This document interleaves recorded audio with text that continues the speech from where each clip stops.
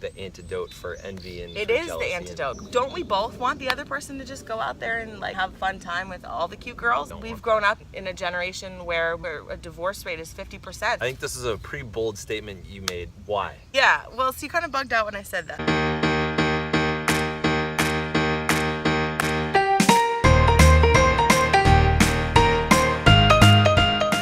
Hello and welcome to the Daily Thanks Share. My name is Zach. Today I'm here with Lauren Stern, one of my favorite people in the world. Today she's going to be talking about me with something that has been really interesting to hear her as she's gone through this process. Yeah, I'm living the poly lifestyle. Wait, can I just define polyamory first? Oh, absolutely. So polyamory is many loves. Poly is many in, I think, Greek or Latin. And then, amory, like amor, is love. So some people have heard of like a swinger where you have, you're married or you're committed and you can have relations with other people, and so we specifically define this like many loves, many people that I will love and that my partners will love too. So that's how we define that for ourselves. So given that the two of you have a committed relationship together, how do you deal with like knowing that you're gonna be or they're gonna be intimate with someone else? How do you deal with like all the feelings and emotions that come up with that? Yeah, so a couple things we found. So one, being included makes a huge difference. So like, I have a date tonight. We're going to a play, or to a show. And I told Joe as soon as I scheduled it, I said, we're going out on Saturday night. This is what we're doing. I'll see you Sunday again. I'll see you Saturday. You're sleeping over Friday night. So he just felt like he knew kind of what my schedule was going to look like so that he could make sure he got enough time with me or made a request if he wanted more.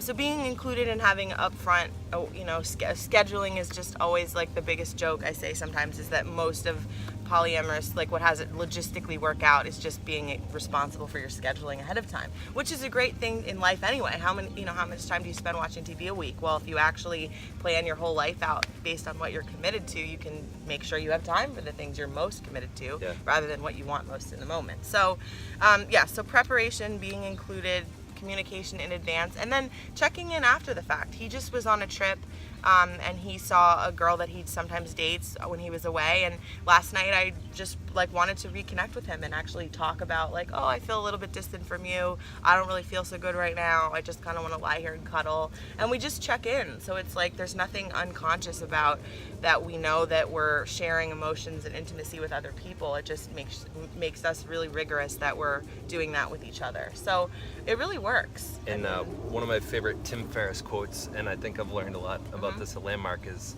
he said something like, you can measure your life in the amount of uncomfortable conversations you're willing to have.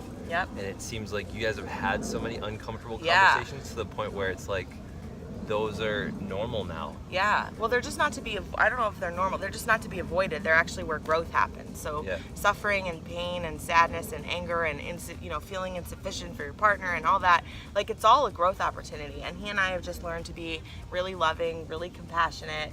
We both get insecure about different things sometimes.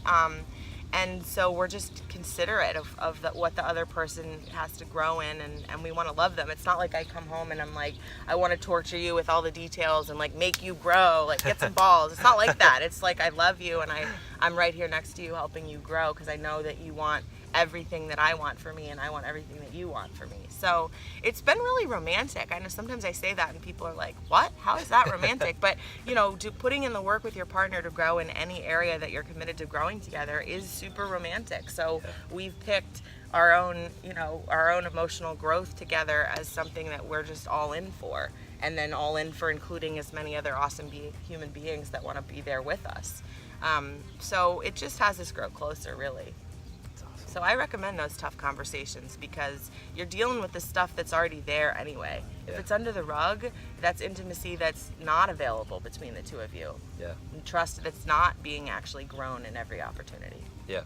And one of the words you had created earlier, I don't remember what compersion. It was. Yeah. So compersion is a poly word. You go Google it. So it was invented by the poly community, but it's not a new idea. So when Zach got married to Alyssa a couple of years ago, I was at his wedding. I, was just thrilled for them. Oh my gosh, this is a beautiful venue. Your vows are beautiful. You guys are so loving. Your families are just celebrating for you. I had the complete experience of joy for them. totally joy. And people deal with that in life. Like if your sister gets married first, or your coworker gets the promotion and you don't, we have a choice in every moment of, am I going to be resentful and say they didn't deserve it, or am I going to just put aside what I want for a minute and just totally cheerlead and be excited for someone else's victory or success. So that's compersion. In the world of polyamorous relationship, when Joe is excited about, like, you know, the new relationship energy, when you get butterflies in your stomach and like there's somebody new to be excited about in text, you know, those can be moments where it's hard, like, hey, you're with me right now, you know, like, hello. But you know, big picture, I want that for him and he wants that for me. There's way more excitement available for us when we can feed off the excitement of the new energy with other people. And you had said that compersion is sort of like the antidote for envy and it is the antidote, because the jealousy and envy is basically saying, you know, I want something that you have over there, or you shouldn't share something that you have over here with anybody else. Compersion is all about free love, total abundance, that whatever you're going to go find somewhere else that I'm not like a skinny little, you know, kind of whatever body type, and he loves that. And I'm like, okay, well, I could work really hard to be that, or I could just chill right here, be really excited that you get that when you want that, and be excited for the other people that come and appreciate what I have over here the way that I am now. Like, and we've gotten to actually work on those challenges in our own, you know, romantic relationship together that I think a lot of people avoid, because when you've picked someone, you just kind of make it work because you have to. Well, we don't have to make it work. We really choose to. So compersion is awesome. You can always be compersive with anybody else that has anything that you want that you don't have. And you know, one time early on, I remember I said, I don't want you to go flirt with that girl or whatever. And he said, well, honey, if you really love me, like, and you really spiritually you think like you are me and I am you, like, don't we both want the other person to just go out there and like and have a fun time with all the cute girls? And I said, oh my gosh, you're so right, go for it. Like, yeah, you know, so there's ways that you can make that really playful and fun. But you know, just compersion in general, it just makes anything absolutely better. Not that's not limited to the poly not world. at That's all. like for friendships, for anything. period. Exactly. Like, instead of being envious that your friend got the job or is making more than you, or whatever, is making the impact that you want, you know, being compersive is much more valuable as a friend. Right. And then the person feels like they don't have to not share something good news with you. So yeah, compersion, 2 thumbs up. All right, and then the last question. So I think this is a pretty bold statement you made earlier. So you said that you think millennials could be the first generation that actually embrace poly as like almost the majority of the generation doing that. Could be. And why? Yeah, well, so you kind of bugged out when I said that. So there's a few things. So first of all, I've read a lot about this. So millennials I just love us. I mean, I think we're the best. I think that we're super open-minded. I think as a generation, we're really compersive. We might not know the word, but we are like, you know, if you are living an awesome life and post about it and you have your cool selfies, or like, I went and I hiked up this mountain or whatever, we're really excited for people about that. Like, I don't look at that culture as if it's a me culture. I look at it as if it's like I want to share myself and share my victories and share my triumphs and share what I'm passionate about with the world. And I love that. We love that. So I see millennials as super compersive. I see that millennials, we've grown up in an environment where families can look any way. You can have a mother, you can have a father, you can have 2 mothers, you can have 2 fathers, you can have a grandmother raising her grandchildren, you can have stepchildren, you can have blended families. Like, we've really grown up in just an environment that's super open, and we're willing to believe in and vote for families winning wherever they show up. And same thing with relationships. I mean, I was reading about how in communities of color, there's way more acceptance for, you know, I'm hooking up with her, he's hooking up with her, you know, whatever. Like, there's just freedom in relationships. I think younger and younger high schoolers have a way more open experience of just casually dating. The hookup culture in college and for young adults, if you look at it from a free agency standpoint, people are way more empowered to do them now. I think that's awesome. You know, way fewer millennials are getting married. They're getting married older.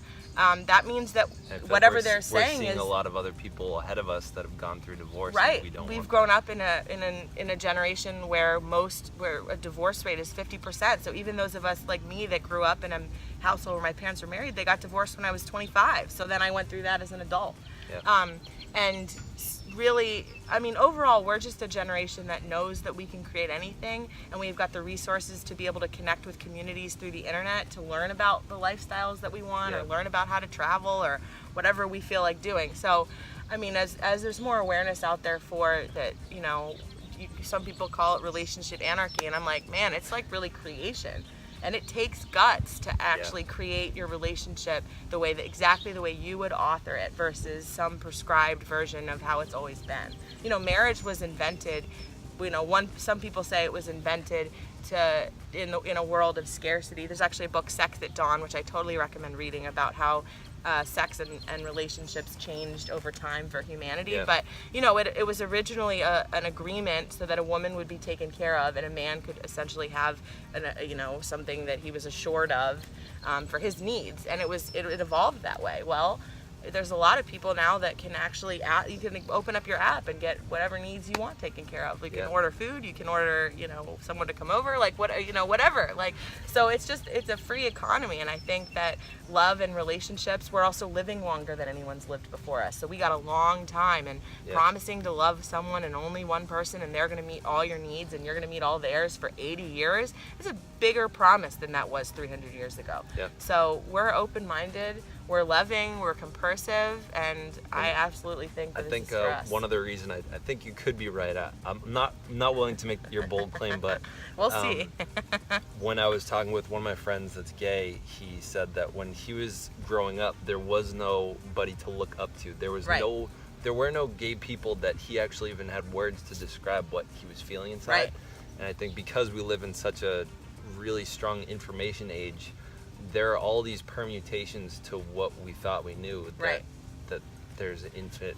I mean, I was a lesbian in high school, and now I'm, you know, a queer woman in a relationship with a straight man, and I want to have babies with him, and I want to have a lesbian girlfriend or a bisexual girlfriend that we share together. I mean, I don't know how that's going to be. I have no idea. But I know that that's all, I mean, I'm 27, and that world has changed in the 10 years since I was in high school vastly changed, and I totally expect it to continue that it will be an unrecognizable social environment in another 10 years. So thank you so much for answering these questions. Thanks for asking me. If someone wanted to learn more about this or they wanted to contact you, what books would you recommend? How can they get in so I touch recommend The Ethical Slut. It's a great, I know it's just like kind of you're sort of like, that's a little weird, but it's a great book. I actually think anyone in any relationship should read it if you're single and you care about relationships and you care about your friends' relationships or your families. It just teaches you that really most things that come up in a relationship are a mirror for something in your past that you can learn from and grow from and not project all over your partners. So there's lots of growth there.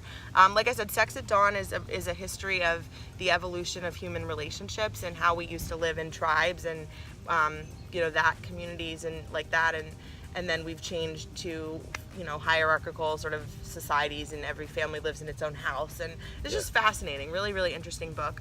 If people have questions for me, let Zach know. Zach and I have been engaged in conversations in the last like 20 hours about, you know, where am I going next? This is something I feel passionately about. I don't know if I'll write a book. I might do a podcast. I might have a YouTube channel. I have no idea. So I'm actually, you know, if you guys have suggestions for what platforms might be the best way to kind of bring together this sort of conversation, then let me know. Tell Zach, and we'll probably do a sequel video if this is popular and bring my boyfriend onto this, because he's got a lot to say too. Do you have any social media accounts that I'm not really optimized for people to follow me, so this opportunity is pointing me in that direction. Like, if I've got some stuff to say and I want people to listen, I got to get more followable. So thank you for that opportunity, and I'm sure I'll be consulting with you on how to grow my online media presence. Okay. So feel free to contact me if you want to meet Lauren in person. I'm sure if there's a direct inquiry, I'm sure I can put you in touch. Yeah, cool. So thank you all for listening. Thank you. If you like this, give it a like. If you want more and you want to receive updates for when I bring in more things, hit the subscribe button. If you're on Facebook, you may need to go onto YouTube to actually subscribe. And stay weird. Later!